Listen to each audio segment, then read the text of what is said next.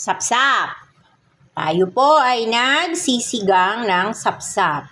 Nilagyan ko po yan ng sili, luya, kamatis.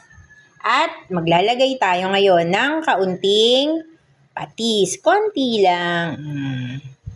Mas masarap kasi yung patis kapag sinigang. Tapos, titingnan po natin kung luto na ang ating isda. Yung kamatis, pisa-pisain nyo. May luya yan. Nilagyan ko yan ng maraming luya. Tingnan nyo, oh. May luya rin yan sa loob ng katawan, guys. Ilagyan ko yan ng luya. Asan na ba yung luya? Pinagtataguan ako ng luya. Ito. Yan. Makita nyo na may luya. Yan, luya. Medyo mura-mura po ngayon ang kamatis. Kaya tayo ay maraming kamatis na nailagay.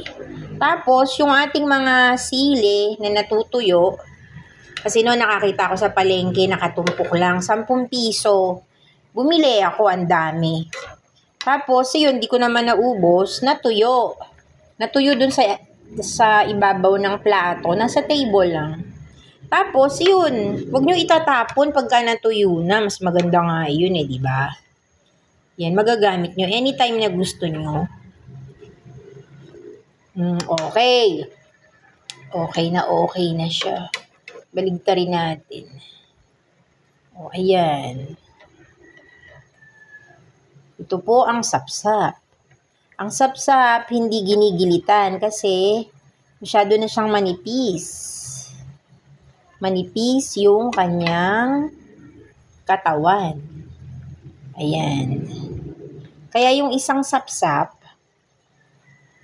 pang isang kain lang yan. Di po ba? Yan. Tapos, lalagyan na po natin siya ng pampaasim. At ready to serve na ang ating sinigang na sapsap. Ayan. Huwag naman sobrang dami. Kasi baka naman masyadong maasim.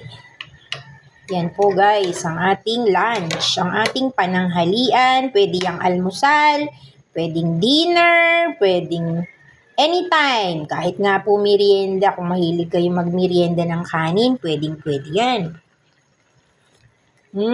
Masarap. Lasang-lasa po yung luya at saka yung sili. Okay, patayin na po natin. I-turn off na po natin ang apoy. Patayin na ang apoy ng kalan. Yan po ang ating sapsap.